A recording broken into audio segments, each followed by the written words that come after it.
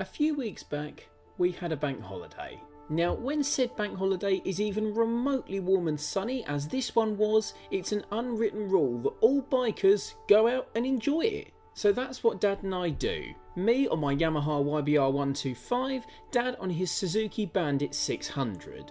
Not to anywhere, not for anything, just to savour the weather and enjoy biking in its purest form. It doesn't take too long to get out of town, with Dad on the powerful Bandit leading the way. Immediately it feels good, with the sun on our backs, the wind in our faces, and that nimble, agile feeling that only riding a bike can give. Being a sunny bank holiday means that plenty of bikers are out, and we give the nod to confirm the camaraderie shared by anyone who dares to ride. The gently curving road flows downhill, with the big Suzuki surging ahead, while my little and light Yamaha screams to catch up. That's the way I like it though. Some bikers prefer relaxed, heavy machines that surge along all day, while others prefer smaller and lighter steeds that can be wrung out wherever you go. From screaming downhill to scything through lanes, the roads get smaller and twistier as we immediately revel in the agility of our bikes. Gradually the lanes become small villages and the sensual feast of biking comes alive. The sound of children playing, the feeling of the cool breeze, and the smells of pub lunches. There's nothing quite like a country village on a bike. With nothing around you, you're more part of the landscape than in any car, and after cruising through, we're back out on the open road, ringing our bikes out and hunting 10,000 RPM as our Japanese steeds get to stretch their legs a bit.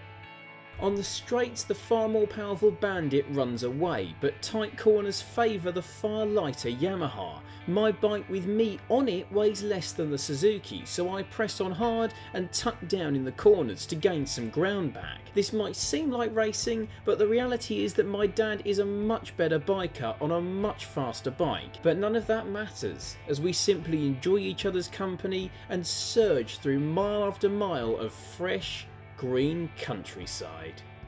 You go through a lot as a biker. The faff of getting your gear on, wrestling an iron horse out of the garage, and avoiding idiots that pull out on you or simply are oblivious to the fact that you're there.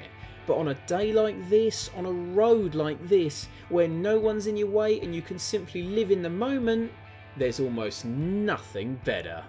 Down the road a bit, Dad turns off onto a rutted farm track and explains that the house at the end is the farmhouse where he was born and grew up.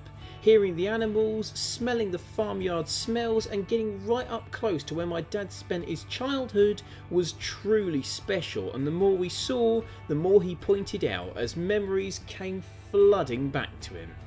And I guess that's why biking is such an experience. The sensations, the emotions, the sensual feast, and no matter where you are or what you're riding, you're a part of the landscape on a bike, and in a world of air-conditioned, self-driving, padded cells on wheels removing more and more from the experience, it's really rather magical.